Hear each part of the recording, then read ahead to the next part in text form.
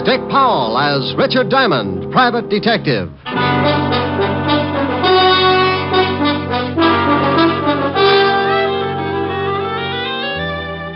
Hello there, this is Diamond. You know, I like to say that. Hello there, this is Diamond. I don't know why. Maybe it's just because I say it all the time. Hello there, this is Diamond. You know, I think it sounds kind of, well, pretty bad. Of course, I'd rather say, hello there, this is I've got a sponsor, Diamond, but that's silly, too, because if I had a sponsor, I wouldn't have time to say, hello there, this is Diamond. I'd be overshining his shoes. Confused? Well, so am I. Want to get really mixed up? Let me tell you what happened last week. This is real silly. So silly, it wound up with murder. I was sitting in my office thinking about June Allison when the phone rang. Diamond Detective Agency. No other corpse can make that statement. Oh, Rick. Don't believe it? Just listen to what one of our satisfied customers has to say about Diamond. I've been buried now on 30 years. Rick. Hello, Helen. You idiot. What are you doing? I know this will throw you. Nothing. No washing today? Finished an hour ago. Oh, by the way, I got a beef. A beef? Yeah, those socks you knitted for me shrunk so much I need 4 more pair. Well, if they shrunk, what do you want with 4 more pair? Going to start a new fad. Going to wear them on my toes, you know, toe socks. Well, if I knit you 4 pair, that'll only give you 10 altogether. Oh, by George, you really pulled off a speedy, didn't you? Well, howdy. Wasn't half as bad as some of those ghastlies you come up with. All right, Smarty. Now, what's on your rural mind? Want you to do me a favor? Like, for instance? No, for instance. I told you a friend of mine would come up and see you, and I want you to do what you can for him. Mr. Diamond? Hold it a minute, honey. Yeah? Mr. Diamond, I was told to look you up. I am Rene. Rick, what is it? Helen, Yeah, what's the matter? something just tiptoed into my office. I got a hunch you know about it. Oh, maybe that's Rene. That's what it says. If you are Mr. Diamond, I wish you'd please pay a little attention to me, or aren't you interested in a potential client? Hold it a second, honey. Sure, I'm always interested in a potential client. What did you do, lose your wedges? I beg your pardon? Forget it. I've got Miss Asher on the phone now. She just told me you were coming up. Oh, well, please say hello to Miss Asher. She's such a darling. Yeah. Honey, Rene says to say hello. Says you're a darling. Oh, well, say hello to Rene. He makes my hats for me. I'll get the story from him. Call you later. Now, Mr. Rene. The full name is Bennet. Rene Bennet. How do you do? How are you, Mr. Bennet? Mr. Diamond, I have a problem, and Miss Asher seemed to think that you could help me with it. Well, depends. Cigarette? No, thanks. I never use them. Depends on what. You don't even know my problem yet. Look, I don't care if you swipe John Frederick's toupee. For $100 a day in expenses, I'll grow a mattress on his skull. Mr. Diamond, I can see that you don't know much about hats. You are so wrong. Oh, am I? Well, it may interest you to know that John Fredericks are 2 people. Mr. John and Mr. Fredericks. Look, Mr. Bennet, I don't care if they're patrol number 3 of the Brownies. Can you afford $100 a day in expenses? Mr. Diamond, I am the new sensation in hats. You must look lovely. Okay, Mr. Bennet, I take it you can afford me. Now, what's your problem? I want you to prevent the theft of my 3 latest creations. Hats? Creations, Mr. Diamond. Okay, creations. Why do you want them protected? Why, because someone is going to steal them before my fall showing. How do you know that? Because on similar occasions, the same thing has happened. Twice, to be exact. The designs were stolen, and 2 weeks later, that lowlife George Mershon had his showing, and my hats were the high point of his show. What did you do? What could I do? I couldn't prove it. If I attempted to expose him, he would have said that I was lying. Everybody knows how much we hate each other. I'd have been a laughingstock. Do you think he had the hats stolen? I'm sure of it. And I'm also sure that someone in my salon is responsible for the actual theft. You know definitely? No, but I suspect my partner, Gerald Winters. He's always been jealous of my ability. Mr. Diamond, couldn't you open a window or something? It's frightfully hot. Oh, it's the air conditioning. I keep a bag of red lip jumbos up in the vent. Sometimes they get stuck. Red lip jumbos? Pistachio nuts. You like hats, I get hung up on pistachio nuts. Perhaps you should see a psychiatrist. I did. What happened? I sent him 5 pounds of pistachios just yesterday. Oh, well, here's my card. I'll see you at my salon, Mr. Diamond, in about an hour. Oh, and something else. I don't want my partner or the help to know that you're a private detective. What am I supposed to do, buy a hat? Well, I'll tell them that you're a designer from Hollywood. That way, whatever you say will be all right. See you in an hour. You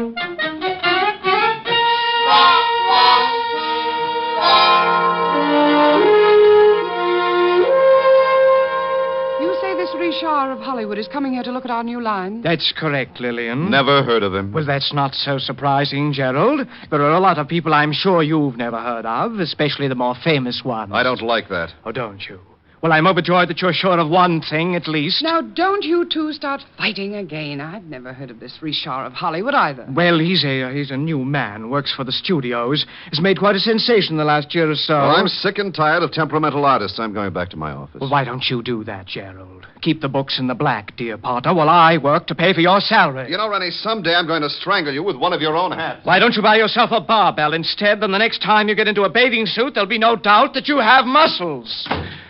Oh, this boy. How can you two continue like this? It's frightful. Lillian, my love, I would rather join forces with a cobra than to keep on with Gerald. But he has an iron-bound contract that assures of him of at least $50,000 a year. I'm helpless.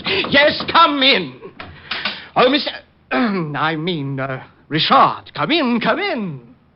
Thanks. You better go out and pour some water on your partner. I just ran into him. Gerald, what do you mean? Well, I was looking for you, and he came up and introduced himself. You told him your name?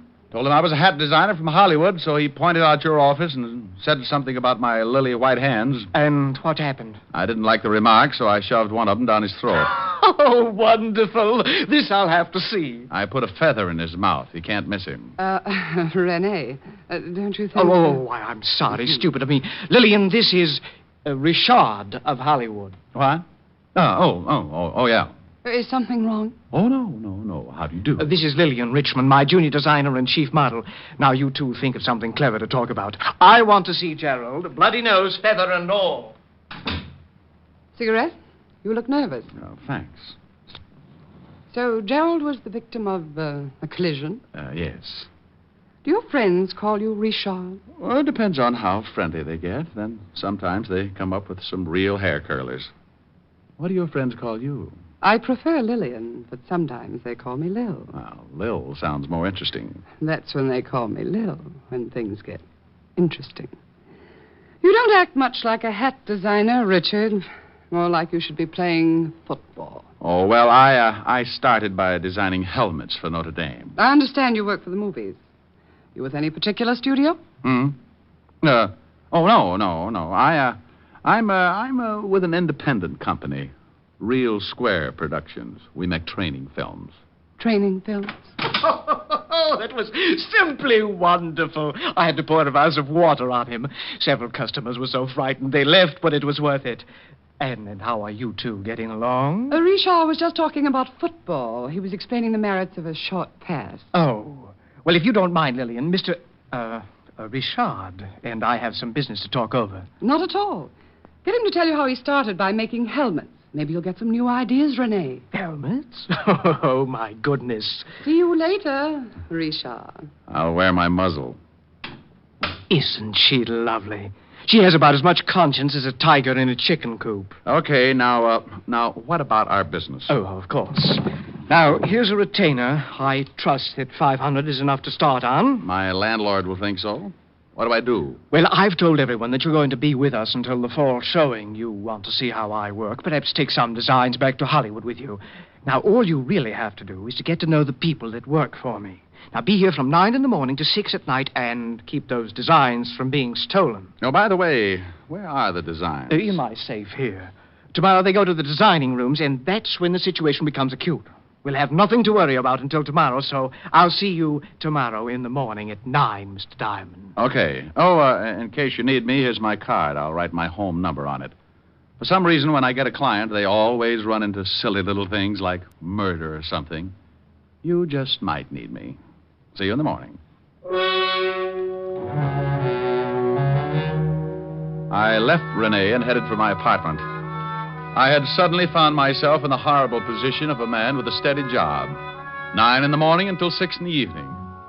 Now, I'm a guy who can get along without too much sleep, especially when the situation calls for it. Like the little blonde dancer that works over on 52nd Street. There was a situation.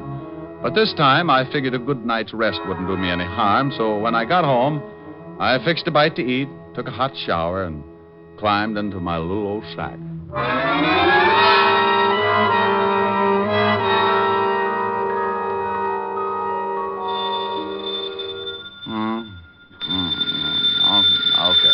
Okay. Diamond, Oh, hello, honey. now you stop that. Wake up. What? Oh, no. Who is it? It's Lieutenant Levinson. Well, bully for you. What time is it? It's 4:30 in the morning. Goodbye, Walt. Now, you wait a minute. I'm just trying to make things easy on you. And what was that hello, honey, for? Oh, I was dreaming. What do you mean, make things easy for me? At 4:30 in the morning, nothing's easy. I wanted to let you get here under your own steam. I know what a shock it'd be if I sent Otis down there to drag you out of bed. Oh, yeah. Horrible. That old lady ate the fire. The Dracula was loose again. Hey, what do you want me there for? Well, I know you won't be surprised, but there's been a Ritter-O killing. Well, so what? So you're mixed up in it. Now get down here. Now, wait a minute.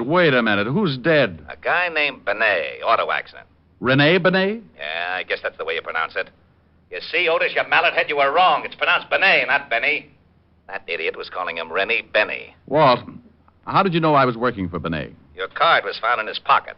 I'm at 125th Street, so come on up as fast as you can. Well, as soon as I get my football helmet off. Football helmet? You sleep in a football helmet? Well, I do. Don't you? Bye. I left the apartment and took off the address Walt had given me. It was way uptown on Riverside Drive. It was cold, and the fog had begun to drift in. I found Walt over near the prowl car, and he briefed me. Rene Bennet had been killed in an automobile accident. His car had crashed over a 100-foot viaduct. He went through the guardrail up there, Rick. Oh, wonder what he was doing way up here. Certainly wasn't headed home. Maybe he was going to see someone. Well, maybe. Better check and see if he knew anyone out this way. Now, you wait a minute. You think something's wrong? Could be, huh? He had a partner who might want him out of the way.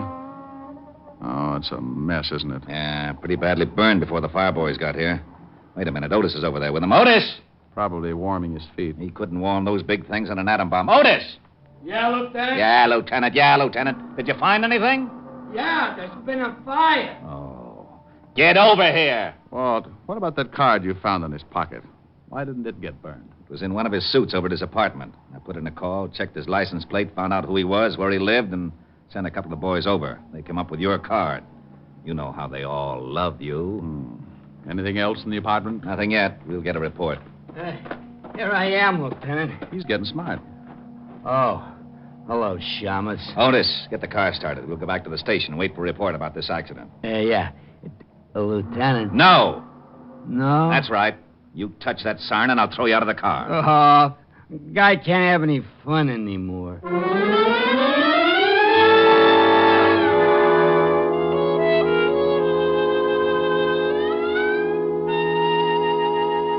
Walt, when are you going to get that report? It's 6:30 in the morning. I know it's 6:30. I always yawn like this when it's 6:30. Oh, maybe this is it. Yeah? I got that report, Lieutenant. Take the marbles out of your mouth. What did you say? Oh, yeah, sorry, I'm a little sleepy. Maybe you'd like me to sing you a lullaby. Oh, that'd be silly. Well, then make sense. I got that report. Benny, Bennet. Okay. He died from the fire. Autopsy showed he had a slight concussion, but not serious enough to kill him. What about the car? It wasn't tampered with.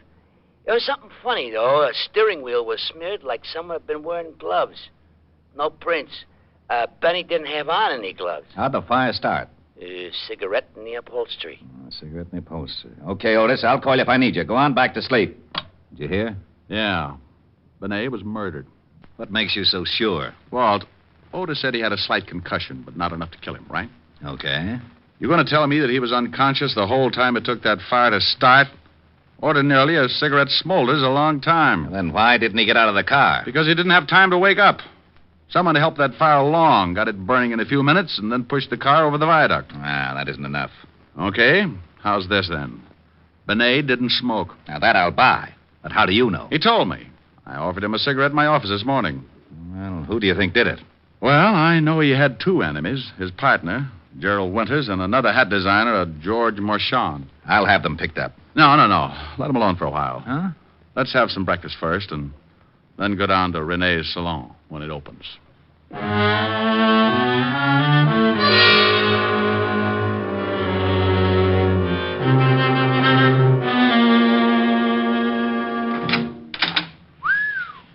Winter, store.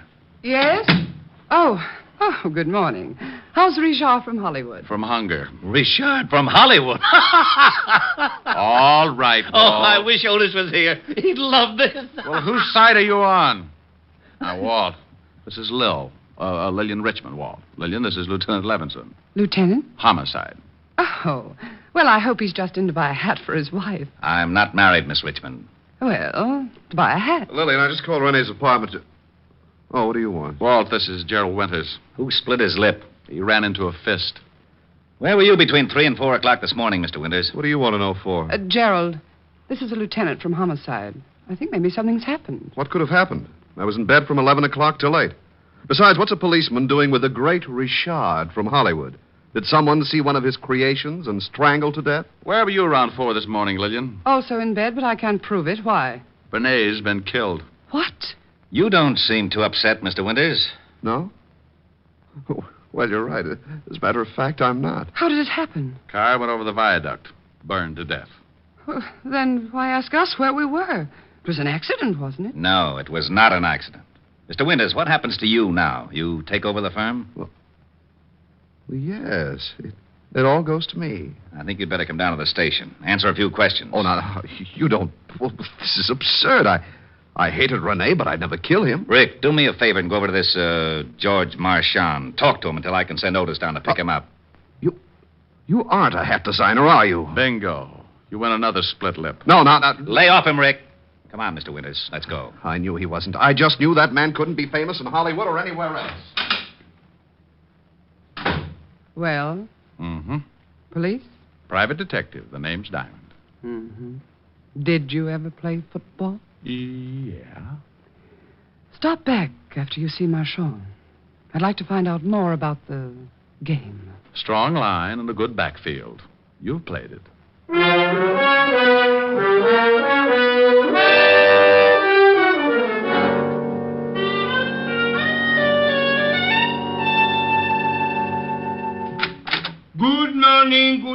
Good morning. What can I do for you? George Marchand? Yes. Well, I'm from the police, Mr. Marchand. The police? Your competitor, Rene Bennet, was killed last night. What? He was burned to death in his car. Oh, but this is horrible. But what has Rene's death to do with me? Well, we think he was murdered, and we're trying to find a good motive. Mr. Diamond, it's true that Rene and I were enemies. Everyone knew it, but to think that I would take his life is utterly absurd. Yeah. Where were you about 4 this morning, Mr. Marchand? Well, I was in bed, asleep. Everybody sure had a dull evening. How well do you know Gerald Winters, Rene's partner? Oh, just slightly. How about Lillian Richmond? By reputation only. One more question. When's your fall showing, Mr. Marchand? In 2 days. Well, be sure to be around for it. The police get very unhappy if a murder suspect catches the first plane for the border. Murder suspect? See you later, Mr. Marchand. I left Marchand counting his pulse and wondering just how much I did know. And if he could have seen what was going on in my little old mind, he might have grown a few white hairs. I grabbed a cab and headed for the 5th Precinct Police Station and Walt Levinson. Needless to say, he was not happy. Oh, now, you wait a minute, Diamond. I'm satisfied with Gerald Winters. He's the only one who had a motive. The only one who had a motive that you can see. Too many things point to someone else. Give me a for instance. Oh, you always want a for instance. Well, hang it, you're trying to convince me that Winters isn't the killer, aren't you? Yes, I am, Walt. Then I want a for instance. I want to know your reason. Well, Winters and Rene hated each other. Even as partners, they really wanted each other out of the way. Are you crazy? You just gave me the best reason for hanging on to Winters. Walt, when Rene was killed, he was 10 miles away from his apartment going in the other direction. So what? Did you find out if he knew anyone who might live out that way? Even if he didn't know anyone out that way, I still say so what? The killer went for a drive with him, got out there, hit him over the head, poured gasoline on the seat, and dropped a cigarette. Pushed him off the viaduct. And Winters smokes. I know. I sent a whole carton down to his cell to make sure. You're right about how the killer did it. But do you think Rene would have taken a drive like that with a man he hated, knowing how much a man hated him? Huh? And another thing. It was pretty warm yesterday and last night, wasn't it? It certainly was. Lousy weather. Okay. The killer wore gloves. Isn't that a little strange on a warm night? So he slipped on some gloves. Didn't want to leave any fingerprints. No. The killer was driving. The report said there were absolutely no fingerprints on the steering wheel. If Rene was in the driver's seat, there would have been a few of his anyway. We couldn't tell whether he was in the driver's seat. He could have been thrown aside when the car crashed. But I don't get this glove angle. You want to catch a killer? Now, what kind of a remark is that? Well, come on. Oh, where are we going? Down to Rene's shop. We can get in through a window I noticed in the alley. There are some designs in his safe, and Walt, the killer, has to get them out tonight.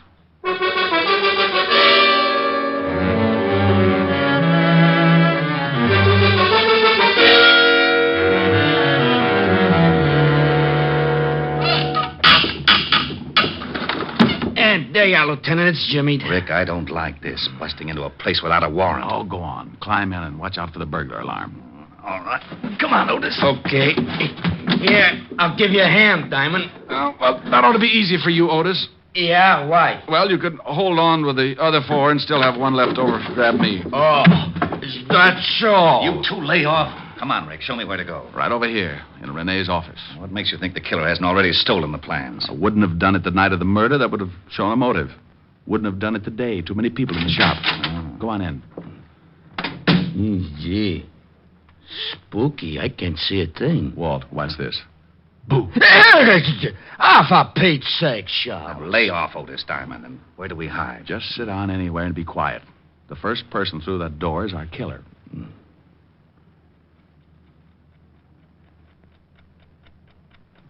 That clock is going to drive me crazy. You want me to shut it off? How do you shut off a clock, stupid? Busted. Oh.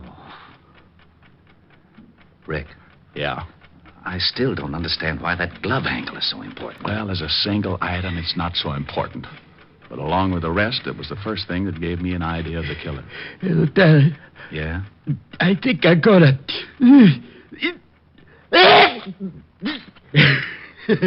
I did. Oh.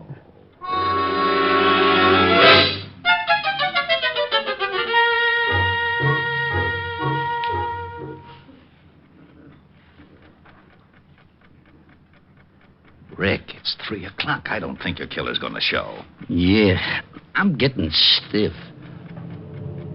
Hold it, Walt.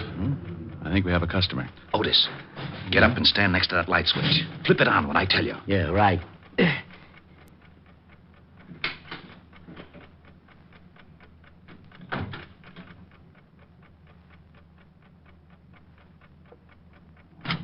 Okay, Otis.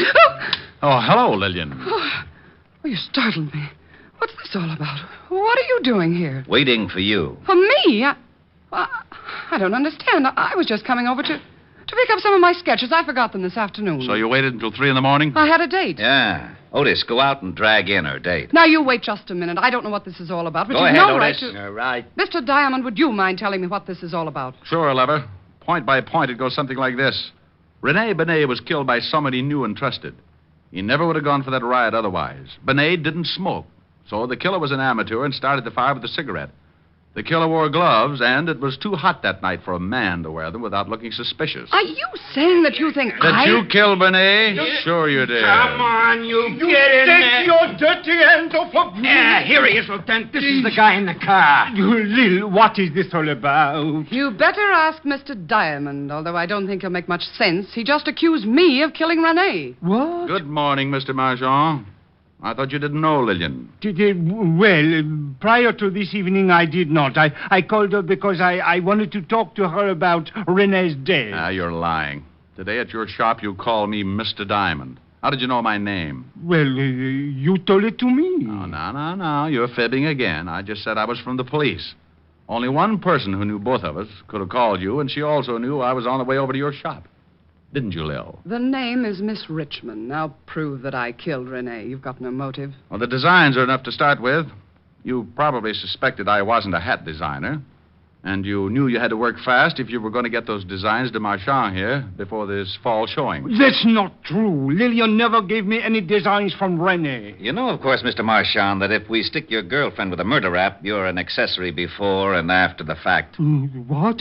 Sure, maybe you'll get to sit in a nice electric love seat and hold hands. Oh, but I had nothing to do with the murder. Well, you knew about it, and you knew who did it. That's enough to put you away for 20 years. Being mixed up in the actual motive might get you life. No. She was the one that did it. She knew Winters would be blamed for it. George! Yes, she stole the designs for me because she wanted to ruin Bennet and take over his salon, but I did not know she was going to kill him. Why, you dirty little man. You did know it. You did know it. You helped me plan it if I got the best sketches for you. I'll tear your eyes out. Get her away from me. Come on, lady, let's go. Okay, haul them both out to the car. Rick, I don't know how... Rick. Oh, no. Rick! Oh, why does he always disappear like that?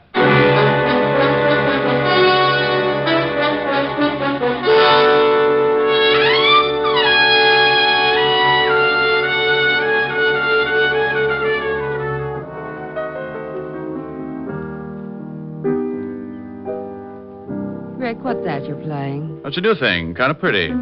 Don't Cry, Joe. Well, sing it. All right, but you know that gripey neighbor in the other apartment building? Oh, don't pay any attention to him. You don't hear any of the other tenants yelling for you to shut up. Well, maybe they're not as forceful as the Grouch. You see, honey, I got a couple of letters. Letters? Mm-hmm, from the people in that building. Most of them like the singing, but a couple feel the same way the Grouch does. Well, there's only one way to find out what all the people in the building think. How's that? Open the window and sing so they can all hear you. Okay, I'll buy it. You open the window. Don't you think maybe this is silly? Rick, I like you to sing when you come over here, but I don't want you to do it if no one else does. Now, go ahead. Okay. Don't cry, Joe. Let her go. Let her go. Let her go. Don't cry, Joe. Let her go. Let her go. Let her go. You've got to realize this is the wind-up. You'll feel much better once you make your mind up. Don't cry, Joe. Let her go. Let her go. Let her go.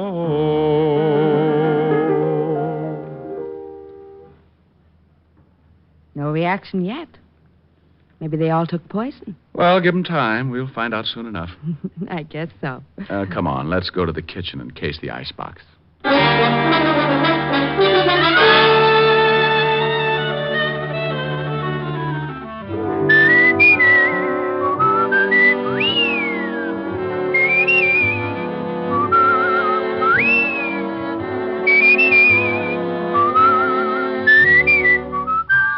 You have just heard Richard Diamond, Private Detective, starring Dick Powell. Helen was played by Virginia Gregg, Lieutenant Levinson by Ed Begley.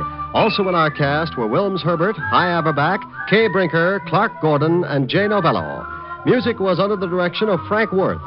Richard Diamond is written by Blake Edwards and directed by Richard Sandville. Dick Powell soon will be seen in the screen version of the best-selling novel, Mrs. Mike. Now, this is Eddie King inviting you to be with us again at the same time next week, when we will again bring you Dick Powell as Richard Diamond, Private Detective.